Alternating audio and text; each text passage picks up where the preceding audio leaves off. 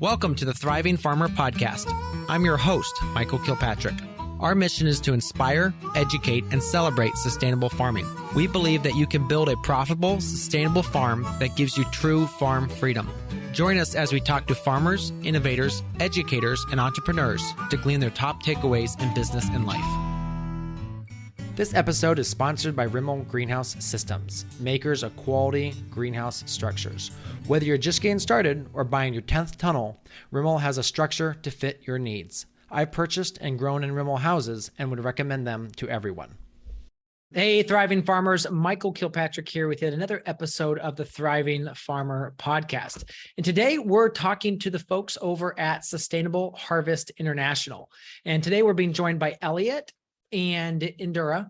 And Elliott Powell holds the executive director role at Sustainable Harvest International, whose focus promotes working in partnership to create a just and sustainable world through transformative farmer training that nourishes communities and the earth.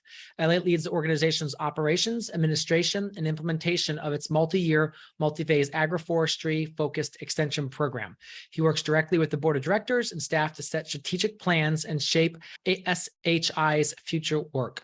Elliott holds a Bachelor of Science in Environmental Management from Indiana University and a Master's in Latin American Studies from Tulane University. We're also joined by Indira Patt, who's a field trainer, and she was raised by her grandmother in, I'm going to butcher this, San Narciso village in the district of Corozal. In addition to working as an SHI Field Trainer, she is about to graduate with a degree in agricultural engineering. She is a lover of nature and farming. Her passion for agriculture was sparked when she began farming as a high schooler. Indira loves helping and sharing her technical knowledge with the people around her. Someday, Indira hopes to become a sustainable organic farmer herself. No matter what she does, she will continue to help the people that need it the most. Welcome to the podcast. Thanks very much, Michael, for having us. It's a real pleasure to be here. Absolutely. Thank you very much, Michael. It's a pleasure as well. So, Elliott, why don't you tell us a little bit about the kind of start of the organization and, where did this idea to really focus on the agroforestry start? Mm-hmm. Yeah, sure. I can kind of start from the very beginning of Sustainable Harvest International, or what we, I guess, so commonly refer to it as, because it can be a mouthful, is SHI. So you'll hear probably a lot of that in our description of what we do and how we do it. But SHI it's an international environmental NGO. We're based here in the United States. However, our program and our operations and kind of all the work that takes place on the ground happens across Central America. Specifically, we work in Belize, Honduras, and Panama. Indira is, obviously calling in from our Belize office in the northern part of the country. Our work was kind of founded on this notion 25 years ago that environmental degradation and rural poverty are inextricably linked, right? And so SHI as an organization, and what kind of grew out of, is this idea that the solution should also be linked. And so it really kind of operates within that nexus of rural communities and working in partnership with smallholder farmers to achieve kind of the preservation and conservation of the environment, in addition to so many other benefits that we see with regenerative agriculture and nature-based solutions for farmers and their families. Mm-hmm. And I've actually been to Belize, so I'm a little bit familiar with the environment down there and what that's like. Talk to us about the different countries that you're in.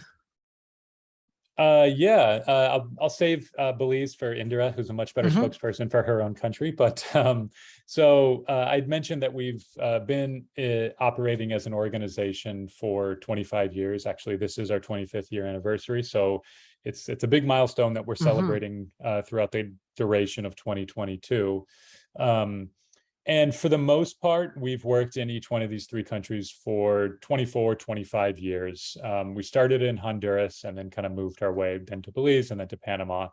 And I'd be remiss if I did not mention SHI's founder's name, as she is still very much an integral part of what we do and who we are, and that's Florence Reed.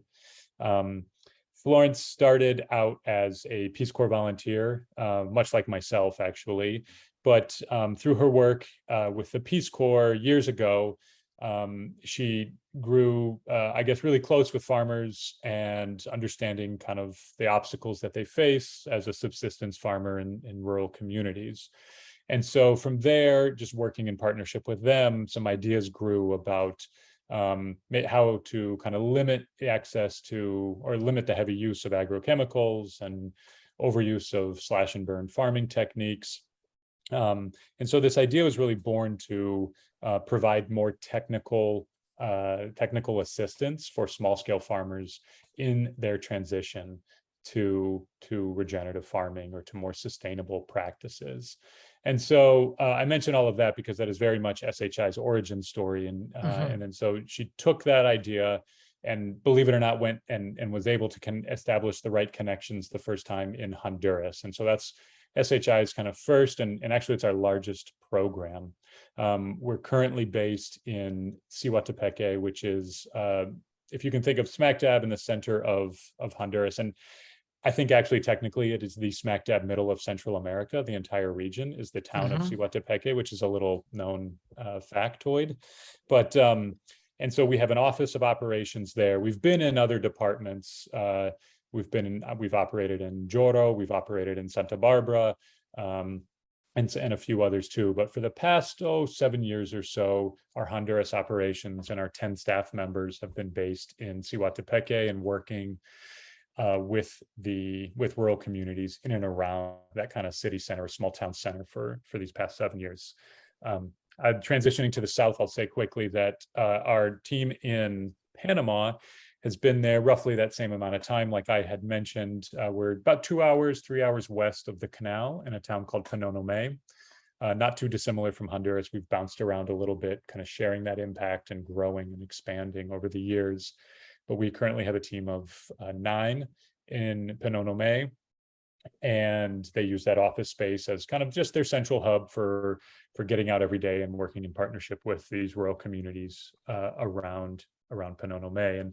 And I'll say that, I guess before Indira jumps in about Belize, the geography of course varies across Central America, and each one of these countries and the cultures and the contexts all vary drastically. And so I think that's kind of a beauty of how SHI works, is that while we do have a framework for our approach and our model, it's very flexible in the sense that it can be applied anywhere. And so our teams across each country have adapted to their own context and their own geography and the way farmers work, which can, that's very similar to here in the United States, where it depends on where you are, and your type of farming can differ depending on soil quality or weather patterns and that. So it's mountainous in both regions of Honduras and Panama.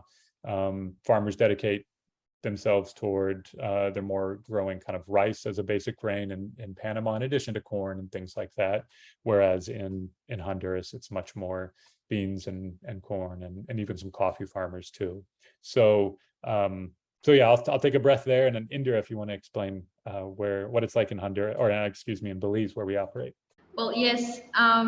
So here in Belize, the program started working in the southern area, but we recently moved in northern Belize, which is Corozal and Orinjoa. We have been working for approximately 6 years. We have been working with communities. The movement here is because of the monoculture, especially sugarcane around this area.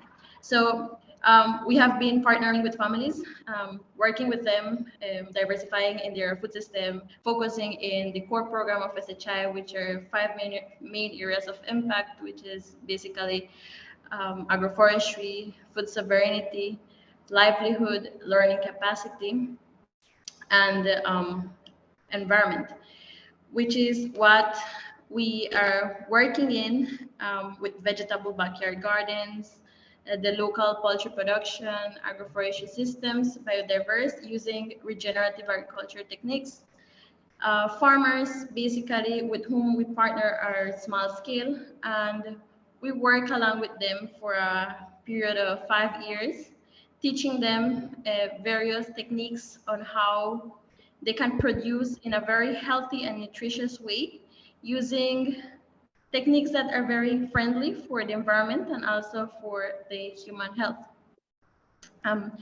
We recently graduated two communities from here in the north of Belize, which were San Luis and Chunosh, which the farmers from there had gone through around with us for the 5 years program, and they have learned about being regenerative and producing their own food, and they are still practicing.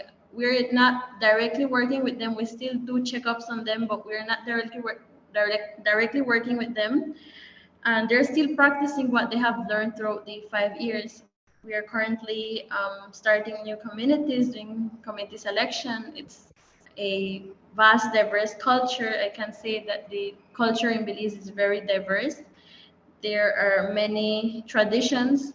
So what we have to do is that we work along with the farmers based on their basic necessity and prioritize on what they need, but focusing on food production in backyard garden and agroforestry systems.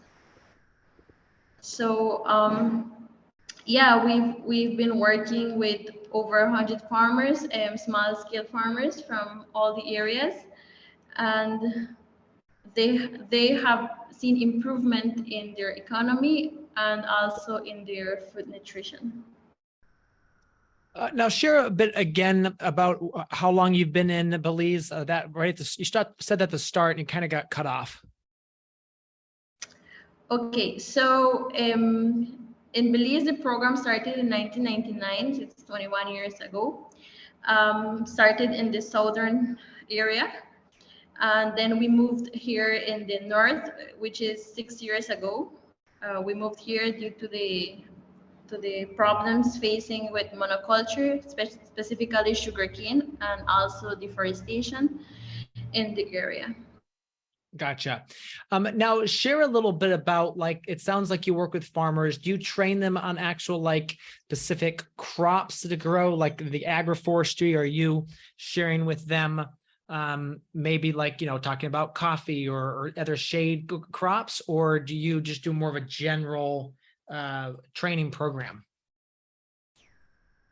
Well, it depends. Well, we have two types of farming. We do the backyard gardening, which is a small, very small. That's for family consumption. Basically, we do a lot of crops, short-term crops like cabbage, cilantro, potato, and things that are short-term. And then we have the diverse agroforestry system where we plant more crops like long-term, short and medium term, like plantain, coconut, fruit trees, and also the forest trees like the mahogany, cedar. So what we do with them is that we start with them sketching on a farm plan, where they will, from the first year we start working with them, we do what is a farm plan and a farm map. So we go with each individual participant that we work with, what type of land they have, where is their farm, or where we can implement a farm map.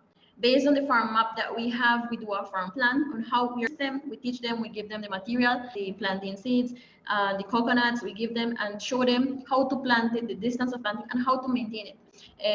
Here, they're more used into conventional farming, so we have to divert that idea and show them that there's an alternative to conventional farming, and which is the regenerative agriculture. So once they have their systems established, what we do is technical visits with them, assisting all our individual participants. Each person in charge, each technical staff in charge is responsible of approximately 25 to 30 participants, which we work along with them every day, go visit them and give them advice on how to resolve their problems. As I mentioned, each of them have their own problems, their own necessities. So we focus on their necessities and prioritize on which ones are are most important so that we can start working with them. Share a bit about like to you, what are the principles of regenerative that you guys follow as an organization? Because obviously there's a little bit of difference between how different people view it. When we implement here, or when I talk about regenerative agriculture, what we do is we start first with capacity building. Now, this is very important because here the culture is very into conventional farming. So what we have to start with is groundwork, which is the training, capacity building with the participants on what is regenerative agriculture. And for us, it's basically regenerating the soil, giving back life to the soil, the biodiversity in the soil. So we do various techniques. The principles is to maintain the soil always covered using cover crops. We use here the cannabalia and the mucuna, which are beans that are used for cover crops. We also do the composting and mulching so that we don't leave bare the soil. The use of biodiverse agroforestry system to foster what is the flora and the fauna. And also we do the bioproducts, which are organic, which we use what our available resources are, natural. For example, we do the neem, which is a tree that we can grow here in Belize. We use the leaves, and that is used for insects to eliminate insects, and also different other trees that can be used that are locally grown so that they can elaborate their products. So going back to the principles that we follow is to maintain always the soil covered, increase the biodiversity, make sure to take care of the human health and also the environment, and also to be generating income without having to be expanding in new areas. Mm-hmm. Gotcha. Talk a little bit about the typical farmer that you work with. How big of acreage are they having? What is are they a first generation, or have they been in their family for years? Well, basically, the farmers that we work with are very small. They're small-scale farmers. As I previously mentioned, we work with low-income farmers, which means that we focus on those vulnerable families that to give them that alternative or that helping hand so that they can be producing for their own food. So basically, here in Belize, we can say that the farms are very small, but for small farmers that we are working with, that's our startup, because their farmers see what these small scale farmers or even approach to us to give them advice on how to maintain their land. So answering to your question is, we work with small scale farmers, and mostly all of the family members are involved in the gardening, from kids to youths and also to the parents and adults that are in the house. Gotcha. So what you're saying is that there's a lot of small farms, but each farm is generally having not only the family, but extended family involved as well into the operation. Yes, exactly. So everybody is helping there to produce. And we have various projects. Like I said, we have the vegetable backyard garden where they are producing short-term crops. They produce from tomatoes, hot pepper, cilantro, and basically they produce the vegetables that are consumed locally. So they will have a very nutritious diet. And because they're not using toxic products, the kids can also help and monitoring disease and pests in the garden. So everybody's involved. Mm-hmm. Mm-hmm. Share a little bit. Go ahead.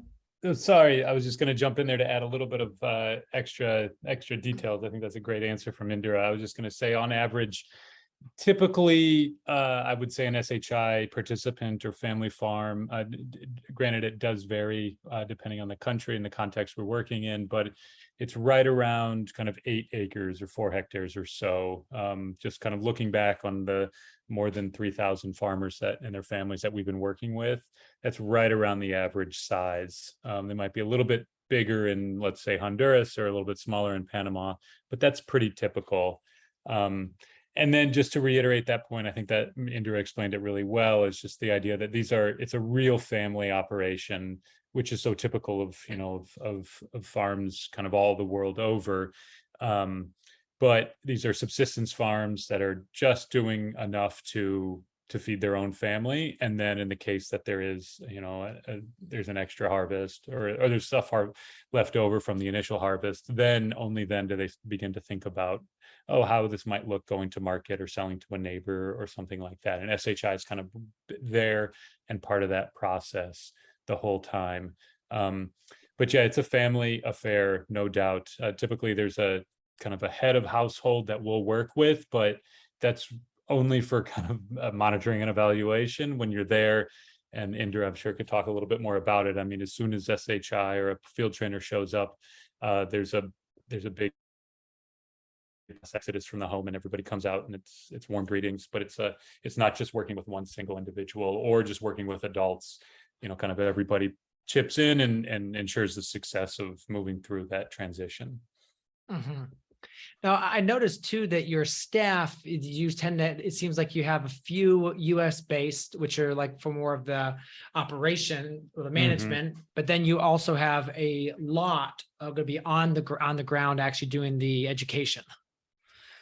Yeah, that's really important and really intentional for us to have kind of a smaller footprint here in the US, just kind of doing things more behind the scenes, you could say. So it's important administrative work, important fundraising.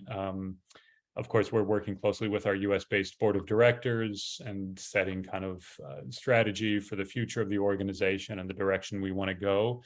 But we're very intentional about hiring just only local staff for each one of our programs, and then the support for them as well. So, it's so important for just kind of global development work in general to have staff that understand the local environment, understand local language and local context. Only there, I think we're able to, make advances and actually have farmers learning from each other or learning from people that are local to the region.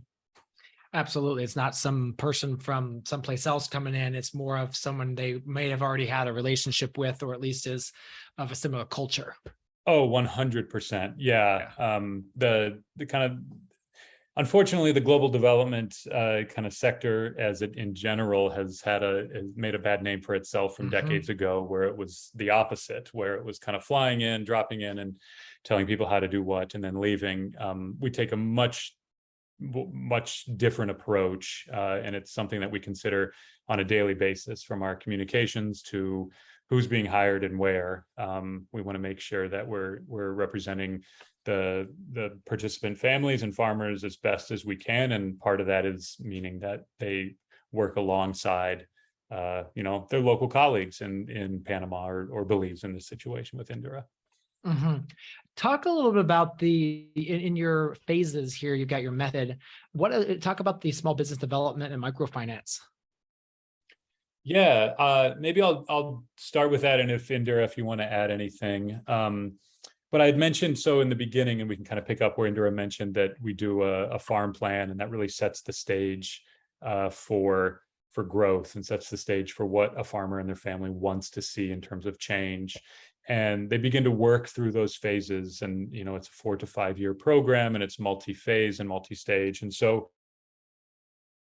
as they begin to implement these kind of regenerative practices, start to build out, let's say, an agroforestry setting where you've got lots of different, like a real biodiverse grouping of plants, and you're starting to bring in great new habitat, and you kind of reach this point, and what we've seen with our experience is families begin to achieve these levels of food security and food sovereignty And I think that second part, food sovereignty, is really important, and we hone in on that a lot in the sense that we want to make sure that there's ample kind of room for families to be deciding what they want to feed themselves and what they are deciding for the future for their family and the generations to come.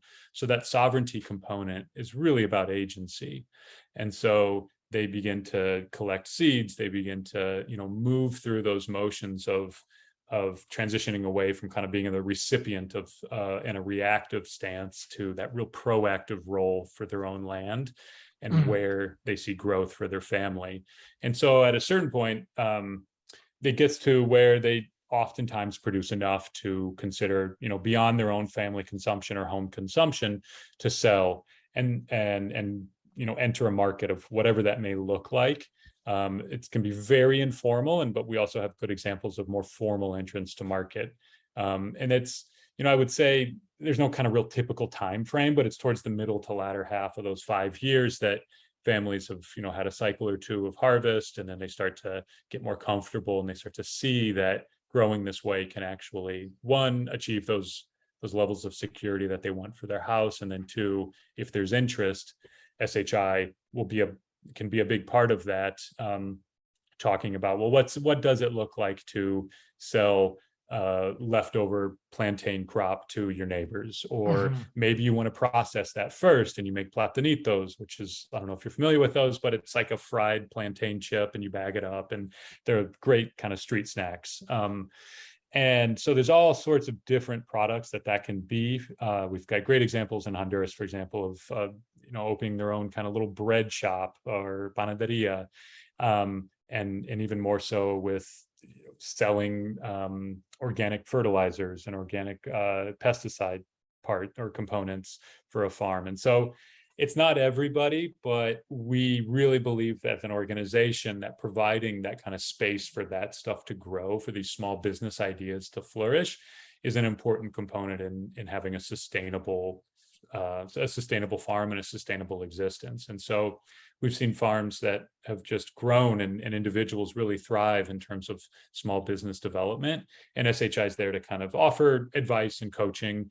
Now, we don't offer loans or anything like that. Like, we don't do that microfinance component, but we will help kind of direct people in that, or point people in that direction.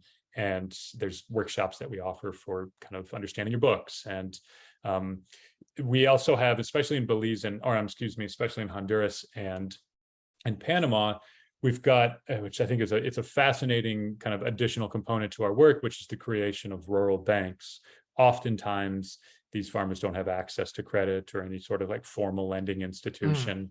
And so, and again, we're not micro finance officers or loan officers or anything like that, but we will help set up help the structure for a rural bank or a community bank where farmers themselves, individuals and family members, will join in part of these farms. They set their own terms, they set their own rules, and they just borrow to each other.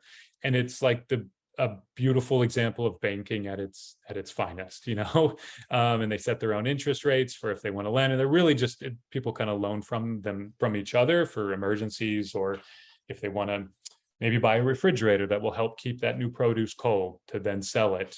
So it helps that small business aspect along. So I don't know if Indira, if you want to share any good examples or farmers that you're working with now that might have that have gone into that fray of small business development.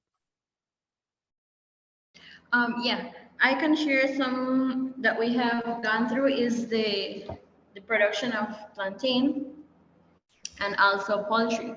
So when we talk about the agroforestry system, the main product that we produce here is the plantain in the agroforestry system, which is the first one to start bearing.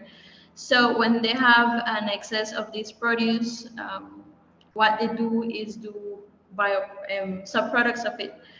For example, they do banana cake, puddings, they do jams. When the fruit seasons here in Belize comes, that is around starting from April to this time of the year, which is August, September, we have mangoes, we have avocado, we have plums, and different other fruits that they have already in their farms. So what they do is that they do sub-products of this and they sell it. They do jellies and they do plantain flour that they either sell it or consume it in their household. But most of their surplus is sold in the local community, and they generate an extra income out of it. Now we also have the women, which is this project is more for the women. They're the more like in charge, which is the poultry. They do local chicken production. They start feeding chickens for them to be selling in the community, either by chicks or they kill it and clean it and they sell it. And here in Belize, the local chicken is the best chicken to eat. It's the more nutritious one, so it has a higher price than the local one, than the other one that is sold in the market. So they make a living out of it. They can generate income. So that is one. And then we have another instance here that we are just starting in a new community, which is the Santa Martin Orange Walk, where we have already participants that are producing a lot of pineapple, which is their source of living. And due to the market, the demand and supply, we have really times when the prices are very low for this product. So what we're going to start with them is showing them that we can do value added products with them, which are the jellies or the almond bars or other products that can be done from the pineapples, so that they can use all their resources that they have and get some extra cash from that. So that's part of the program as well, and that's what we do for the microfinancing part here. Very cool. Now, what it sounds like, though, is that obviously over the 5 years, some of these farmers do end up, starting to do value-added businesses or just selling their product. But it sounds like a lot of the farmers are more just subsistence for themselves and their families, and they might have an off-farm job. Is that correct? It depends on the community that we go to, because, as I said, we have diverse culture, we have different tradition, and each community in which you work is very different. So for instance, for the communities that graduated last year, which had completed with us their 5 years program, most of them were sugarcane farmers. So I can say that most of them changed, or at least exchanged, their production of sugarcane for agroforestry systems, where they have established diverse of crops they're being produced. And now talking about the communities that we are currently working with in Pachacan, which is the community that I was in charge, the majority of them are already farmers. So they produce in small scale, but they do it in a conventional way. So what we do is that we divert that into regenerative agriculture.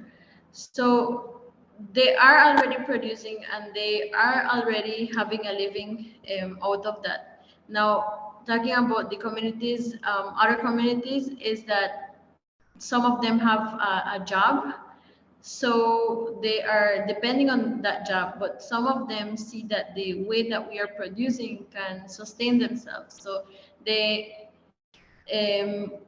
are looking forward into expanding their production and working more in what we are doing right now, rather than having the job that they're doing that is very tiring and the pay is not enough for their family. So we do have cases, and in all the areas that we are working, that the farmers are diverting what they're doing to farming, not only for themselves but also as a business type. Gotcha. That makes sense. Hey, thriving farmers, do you need a quick win on your farm? Have you struggled to find the right soil amendments that maximize your fruit or vegetable production? In December of 2020, I was introduced to AgriGrow and their prebiotic formulas. I was skeptical at first, but this past season, I boosted my strawberry yields by 18% with an AgriGrow product called Ultra. What does an 18% yield increase look like in dollars? My $6 in product investment returned me $868 worth of marketable strawberries, on just 3 rows. This is the kind of ROI that we need as small-scale producers. Ultra is an OMRI-listed soil prebiotic technology that has been proven to increase yields and develop soils. To find out more or to order, go to smallfarm.solutions. AgriGrow is offering a 10% discount to all Thriving Farmer listeners. Simply use the coupon code THRIVE when you check out. Again, that is THRIVE for 10% off discount on your first order. Now, you also on your website here have your method page. So I really like how you've got that laid out here with that, and then also showing the different methods that work, which reforestation of Honduras and the DIY fertilizers and such. What would you say has been some interesting developments, along the years of discoveries of working with now for a quarter century? Yeah, I think that's a great question because we certainly have changed and evolved over time. And, I think just being an open to that and understanding that techniques will shift and, how we work with farmers, we're always open to that. I think we promote ourselves as a learning organization in that regard. And so much of that comes from just listening. And so we certainly are programming the methods that you just mentioned that are on our website have developed, have changed. We've removed things, but and that's really a result of us just being a good listener, I like to think, to field trainers such as Indira, but also farmers and their families to say, this is actually what's more beneficial to us. Mm-hmm. I think a good explanation of that would be, we started out much more as kind of a reforestation organization in the early years. If Flo, our close colleague and founder, was on here, she would talk about, how it was much more dedicated to just getting, trees in the ground and having that be a part of this transition for kind of taking care of the environment and such. But we started to just hear from farmers that it was like they were interested in what was it like to grow, what would it be like to grow a small vegetable garden, like Indira has mentioned. Those are the types of things. Gaining access to food security or achieving those levels through seed collecting and growing your own food. That was never a part of what we initially did, but came as a result of just hearing from the farmers and them, kind of saying, these are some other items. And that's an ongoing process. We're constantly doing that as we move forward. Like, how do we envision this next 25 years for SHI? And so much of that is feedback that we receive from farmers and really who are the experts, local agronomists such as our staff, but also farmers and their generations of experience. So we've developed, the methodology. Really, the one that we use now came to be probably 2011, so 15 years ago or so, where we started to grow as an organization. We began to mature a lot more. We also realized that we needed a much more kind of structured approach to, and that it couldn't be kind of willy-nilly. And that moving through phases was a really helpful part of the process for going through a big transition. We also recognized that you couldn't just do this overnight. And there's a lot of good kind of conversations out there on this exact topic. But, for SHI, our sweet spot has always been, or not always been, but it's grown into this kind of 4 to 5 years of engagement, of partnership, because we feel like, you're there a long time. It's a long relationship, but you're able to see changes over the years, because none of this stuff happens overnight. And that's nice. You're able to work with farmers 1, 2, 3 harvests in, and things start to sink in, and you can ask questions and you can respond and say, let's try this again and see what happens next year. So having a program that's longer, which was never really the intention from the beginning, or at least as long as it is now, allows for these, I guess you could call them unintended outcomes, to really kind of surface to the top, and we can see them. I think another thing with our program that's developed over time is just how we work with farmers. We do this, you can kind of think of it in this like direct technical assistance program, but figuring out that spot where Indira currently works with 30 to 35 families, but that ratio of 1 to 35 has taken SHI a long time to get to. If it's too many, 1 to 100 farmers, what's the quality of work look like?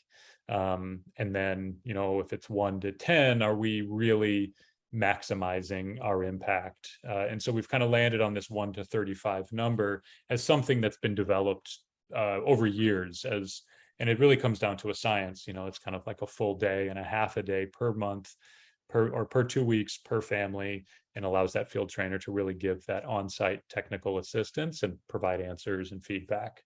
And I will note, just to kind of add to this, because I think this is a great part of SHI in the sense that we're always trying to innovate and learn from farmers, but also from ourselves, is to kind of poke holes in our model. And we know what works, and I think we've really developed a name for ourselves across the region. But that shouldn't stop us. And so we've got a really great pilot program going on right now in Honduras, where we're testing what a farmer-to-farmer model looks like. Now, a farmer to farmer, especially to many of the listeners to this podcast, that's not a new approach by any means. There's lots of organizations out there that work that way. But for SHI, that's just not how we've done it. And so we're testing it and seeing really positive results. And so what would it look like if we had a field trainer that worked with 20 people, but that they would then became kind of community agroecological promoters? And then they turned around and trained their neighbors, because there's nothing quite the same as farmers teaching farmers. We're kind of that step removed. But if we can facilitate an environment where farmers are able to share maybe new techniques or that we're able to provide, but they learn from each other, that's a pretty good spot to be in, kind of SHI almost one step removed from that facilitation role. And so we're in the middle of that now, and it might inform how we do our work in the coming 25 years, like I mentioned. So it's a constant process. It's constantly evolving. Mm-hmm. So with the 4 to 5 years, how often are you visiting with the farmer one-on-one? Indira, I feel like you could probably share just what does that look like? What's your day-to-day look like with a specific farmer? Okay, so it depends. It depends, because we have a lot of activities to do when it comes to working with farmers. We have, as I mentioned, we have to first prioritize. We need to know what are the needs of the farmers, because each one of them have different needs. So we focus on their needs, and depending on their needs is the activity that we plan to do with them. Now, we try to do a work plan and stick to that work plan, but there are always things that come up that sometimes we have to change that work plan. But a typical week might look like visiting 10 farmers for a week or more, depending on the activities, sharing with them, and they share with us what their problems is from very early morning. We go with them, we spend the day with them. And when I said spend the day with them, it's not literally going with one family, but go in the community and working with different families, giving them advice if they're just transplanting, or have problems with pest and disease, giving them advice, showing them how to do bioproducts. Because when it comes to the regenerative techniques, it's not one time that we're going to show them and okay, go ahead, do it. No, it's something that we have to go be constant with them, working with them and showing them how to do it, not only telling them how to do it, but working along with the families, doing the activity with them. And that has created a great bond between the technical staff and the families, because they have considered us as part of their families. So they don't see us as just a field officer or a field trainer there. They consider us part of their family. They share personal things with us, and that's gained through time. So going back to what you were asking, what is an activity that we do, is that we work along with them depending on the necessities that they have.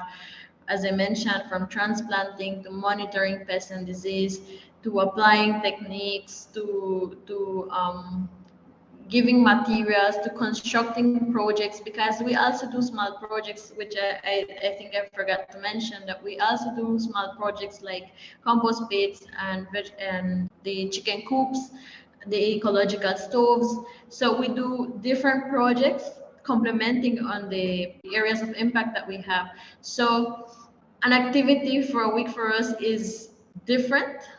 Every week is different, so we have a lot to do, but those are some of the list of activities that we do. I guess that answered what you're trying to get. Yeah, absolutely. So then with this, you're working with them for 4 to 5 years, and then they kind of graduate. What's next for them? Is your goal as part of that training in the last couple of years to start doing, as you said, that multiplier effect where they start to training others? And how does that fit in? Okay, so they have gained that experience throughout the 4 to 5 years that they've been working with us. They have gained that experience to know how to produce for themselves and how to start their small business. However, we don't just leave them and say, okay, we finish with this committee and we move on. No, what we do is that we do a postgraduate plan, which means that we have a plan to work with them even after they have graduated, and maybe not as directly as before, but still do visits with them, occasional visits with them, to see how they're doing or how they're going. And as I said, they consider us now part of their family. So even after we are not working in the communities anymore, they still talk with us, have that communication with us, and with us. And when they have a problem, they communicate with us, and then we find a solution, even though we're not directly working with them as before. But the communities are not just graduated and done. We still have an extra plan for them, a future plan with them after they graduate. Mm-hmm. What would you say the average transformation is from like start to finish with them? Are they moving completely from conventional, or are they starting to do just more regenerative techniques? So talking about here in the communities that we've been working here, yes, there's a big change in the way they're farming. Not all of them change completely to regenerative agriculture, because as I was been saying, the most dominant crop here in Belize, the north area, is sugarcane. So most of these families depend on sugarcane. So they diversify in what they're doing, but they don't completely move because of the money that they are generating when it comes to sugarcane production. Now, they believe that even though they are producing, the sugarcane is not giving, that's more about tradition rather than what the business that they're doing. So we still have farmers that are practicing conventional, but the majority of them have transitioned to regenerative. And we have, for instance, farmers that have completely left behind their sugarcane fields and turn it to biodiverse agroforestry system. So I can say that we have a high percentage of farmers that have changed from conventional to regenerative agriculture, and we have figures when it comes to that, showing that we have areas that have been changed from conventional to regenerative agriculture to organic farming. So we have a high percentage of farmers that have changed to organic farming. Yeah, and I'll just add, I think that's a wonderful response, Indira. I'll just add that we've taken, Michael, a look back on graduates. I believe it was in 2018 or 2019, we did a postgraduate study because we wanted to just make sure, we wanted to see what these farms were looking like and what the experience was like for graduates. Some up to 5, even 7 years out, because if things are not sticking, if the only kind of time that these practices are working is during the intervention, then it kind of begs that question, what's the point? And so we wanted to make sure that we could look back and see that and offer any changes and kind of redirect ourselves if necessary. And it was a great learning experience. And we went back to around 350 graduates from a certain kind of area in a certain time frame, I should say. And we actually did that in Panama and Honduras. And we found out that some 91% were still using agroforestry techniques.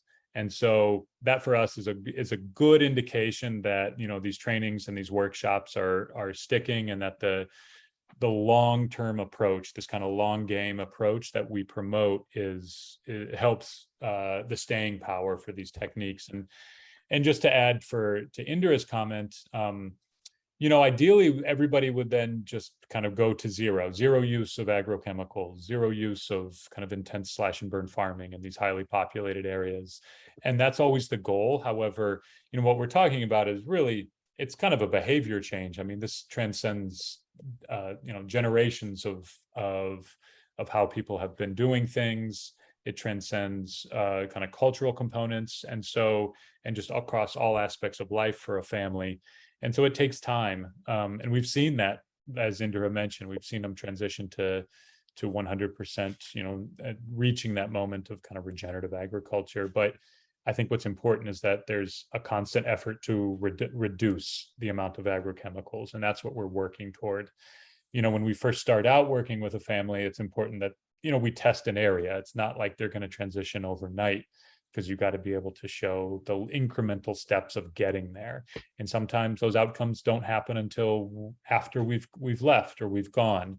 But ideally, you're showing that there's a real trend toward implementing more sustainable techniques, that you're moving towards that regenerative agriculture stage or state. And then, but I think also, so that it's not lost, is that these participants and their families, they're essentially becoming kind of local leaders in their communities for nature-based solutions and for restoring the environment. And that's huge. And we see that with them sharing with other families and neighbors. And sometimes they rise up and they're, a part of a business, or they become a local leader to an organic movement. And all of that stuff takes time. And so really these are climate leaders and activists as well, in addition to, the real kind of technical side of farm management. So, I mean, obviously I agree that the incremental movement of we're just focused on moving the needle. We're not going to go from 0 to 100 all at once, but that aspect, and that's great to see that that is sticking, that you are seeing that long-term change. I know you did talk about, obviously our passion here at Growing Farmers is we really focus on the business side, about teaching them how to build strong businesses, because without a strong business structure, you typically are just growing food. And that's great, but you've got to know how to manage a business so you can grow and scale. So share a little bit. I know you mentioned like bookkeeping classes. What other like business training do you guys do for the farmers? Yeah, I mean, that's a great point. And I think that's also why we do that component, or why livelihoods for us is an important impact area. Each one of these farmers are essentially kind of small scale entrepreneurs, and trying to reach those levels of food sovereignty first. And that's important, or food security, because, there's a potential for kind of going after the wrong thing. If you want to just grow a bunch of tomatoes, well, then you're not able to provide for your family the health and the nutrients that you need. And so SHI kind of provides that first rung of just getting to that established level of food security. But 1000% agree that building up kind of the small business side is how you're able to kind of entrench these areas of sustainability into the farm. And it keeps the farmer going, and it pays for expansion or scaling, and it pays for other aspects, school uniforms and whatever it is in a family. And so SHI, for years, we had small business coordinators actually on our team, and then we've kind of folded it into what field trainers do on the day-to-day basis. But it's, kind of bringing farmers together and saying, all right, we've reached these levels of food security for those that are interested, because it's not a requirement. I think that's important too. It's not a requirement that everybody goes to business or creates something, because we're working really with that interest and of the interest level of the farmer. But so many do, and they say, yeah, that sounds interesting, but where do we even begin? And so we have staff members in our offices that really work closely with kind of offering savings workshops, how to correctly do your own bookkeeping, and then I mentioned the classes around community banking, and that provides that local lending opportunity. And then they grow from there, and then when there's always kind of like exemplary cases. I'm thinking of one right now in Joro, in this community of Piedra Gorda, where some farmers got together, some families, and they actually built a separate building where they could house and sell biopesticides. So these were all organically made fertilizers and pesticides and everything that you would normally use really like powerful toxic agrochemicals for. They've figured out, kind of with that trainings and the workshops with SHI, some of the local materials that can be brought in together. And I know Indira does these workshops herself, so she could even share more about them. But there was so much interest in it that they had community members from outside communities coming over and saying, hey, we've heard good stuff about that. And so these farmers formed essentially a small co-op, a small business, and they had little labels printed that we were able to help with, and it's a really kind of thriving business in this otherwise extremely rural, hard to reach community, but people are now seeking it out as a source of really kind of nature positive solutions. That's just kind of one of many success stories in that regard. Now, not every farmer has that same one, but they had that drive, and SHI's role there is to really facilitate that it can kind of grow and be what fulfill the potential that it has. Absolutely.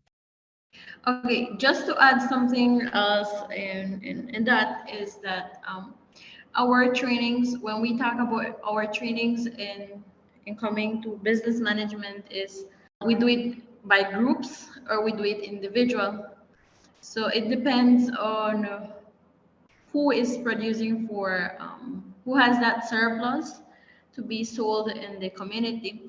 Now, mainly what we teach the participants or the farmers is that they need to focus on the type of market we have, on the consumption the people from the community have, because you cannot be selling something or producing something that the community itself is not used to buying or to having their diets or eating. So we have to focus on what is their tradition, what their culture is, and what they're used to eating, so that we can sell that surplus. So that's one, identifying community, identifying markets, the part of record keeping, just to emphasize on what Elliott said, the part of record keeping, and also on how they can store that extra product that they have, because not everything can be sold or not everything they can consume. So there's where the value added trainings also come into place, which is part of the business part, because we don't only tell them, okay, you can do this type of product, but we also teach them how to do it. We bring maybe people from other organizations, collaborate with other organizations or other entities where they have people that know how to do certain stuff, and they come and teach the participants on how to produce other value-added products out of what they're producing. So that's part of the business the business training that we do with them, but it's not with all. It's with basically the ones that are having that surplus and that are 100% dedicated to working that way. That's awesome. Share, as we wrap up, kind of, any final thoughts you want to share with the audience about the organization, or about like working with farmers, or about like, techniques you guys are seeing work? Okay, on my part, I would say that SHI is an organization which is for myself, the experience that I'm getting here is the best because it's working with farmers, working with people out there, and it's the best feeling in the world, sharing your experience and helping others to divert their mentality and to show them that there are alternatives on how to produce the food into healthier. My greatest satisfaction is seeing the participants harvest their produce and having a plate of food when the kids come around me, because as I mentioned, we work with families, so they have kids. When the kids come, when I reach the community, the kids come running and hugging me because, as I mentioned, they consider you part of their family because they're seeing you in a daily basis. So SHI is doing a great work here in Belize, and I'm sure that it's doing a great work in the other countries that in the other programs that we're working in. We're doing a great job, and there is a level of impact that can be visible, and anybody can see it, even though they just come by and visit for a while. They can see the impact. We have cases where people from outside are approaching our participants to buy from them produce because it's organic, and they know that we are working with them, so they approach the farmer, the participants, to buy their produce because they know that it's healthier. So I am very happy to say that the organization is doing a great work here in Belize and that we are moving forward every time. And Indira, what is your favorite farming tool? My favorite farming tool, a machete. All right. Now, why a machete? It's very small but very powerful for myself. Why? Because a machete is used even before farming. Like even before you start, you need a machete to clean up the area where we're gonna work. A machete is very useful to cut down branches that have been dried or dead, or even here we use local stuff. So in order for tutoring of the tomatoes or other crops that we produce, we need the bush sticks. So we go to the field and get some bush sticks, and we need a machete. So a machete is very efficient, not only for that, but for many other things. So for me, my favorite tool would be a machete. I guess I'll jump in. While I don't have the same experience that Indira does working kind of at the farm level every day, I actually do also have a machete here at my home that I use quite regularly to do. I mean, I've got a backyard garden and things like that, but it's wonderful for cleanup. I think the utilitarian component on it. So I'll do a +1 on the machete. All right. Mm-hmm. And Elliott, any final thoughts?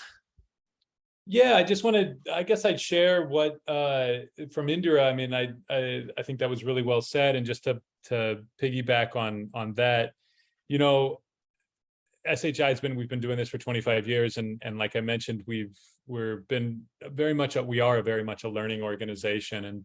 And so as we shift and move towards thinking about what's the next 25 years look like, we're very kind of aware of all the wonderful experiences that we've had, including, you know, what kind of having Indira on board and all that, and all the great partnerships that she's been able to develop for us. But, you know, we're open to the areas that we've had obstacles or that have challenges. And I think that that's important. But so we're taking that into consideration when we think about, you know, these next 25 years. And we've recently launched this, you'd mentioned the word scale a little bit ago, Michael, and we've recently launched kind of our big audacious goal for the future. You know, we've had a lot of these successes as a regional leader for these past 25 years, but we kind of see it as this almost a moral imperative to, you know, work with more farmers around the world and contribute at a higher level towards, you know, climate crisis and what we can do to restore ecosystems. And so we're really excited and talking with partners from kind of individual donors all the way up to foundations, ones that have been with us for a long time, or new ones that we're kind of bringing into the fold now about this vision. And just to kind of compartmentalize how we're thinking about this vision, it's, you know, we kind of see expanding our current program, the one that we're working on now, innovating on that current program. So the example I shared in Honduras of that farmer to farmer approach. And then finally, we see our big audacious goal. We can only kind of meet it by working in collaboration with other organizations and other government entities. So that's kind of framing our future. We've worked with a little bit over 3,000 families in this 25 years of work, which is that's a big number, but it's not, it's kind of a drop in the bucket for the 500 million smallholder farmers that are out there. And maybe we won't reach all of them, but we're going to try to really expand that impact. And so we've set this ambitious goal to work with 1 million farms by 2030. And that's in line with the Sustainable Development Goals for 8 years from now. And so we don't envision doing it alone by any means, but we feel like we've got a few things that we can share with our method, with our approach, and these learnings that we've had, and do it in collaboration. One thing Indira didn't mention, and to put her on the spot, is we've got a wonderful relationship that we're building and kind of testing out with the Ministry of Agriculture in Belize. And that's the same thing going on in Panama. And so by working with local government, we're able to achieve, I think, a lot more. And so that's where our focus and our conversations are happening. So I would just say that's kind of what we have in store for the future for SHI. And to folks, if you want to hear more about us or learn more about what we do, don't hesitate to reach out. You can find us on our website at sustainableharvest.org. And yeah, it's an exciting future for us. Yeah, very cool. Well, I really appreciate, Elliott, you and Indira coming on and sharing today. Love your vision, love your passion, and exciting to see small local farmers changing. And again, as you said, going more holistic, going more organic and sustainable. So that's awesome to see. Thanks so much for having us, Michael. It was a real pleasure to be here and enjoyed the conversation. Thank you very much, Michael. It's a pleasure for myself as well. This episode is sponsored by Rimmel Greenhouse Systems, makers of quality greenhouse structures. Whether you're just getting started or buying your 10th tunnel, Rimmel has a structure to fit your needs. I've purchased and grown in Rimmel houses and would recommend them to everyone. So there you have it, another episode in the books. So I'd love if you would hop on over to iTunes and leave us a rating and a review. Those mean everything to us. We love to hear what you're thinking. If you have a podcast guest that you can recommend, please pop on over to the Thriving Farmer Podcast website and leave us a review. That's thrivingfarmerpodcast.com.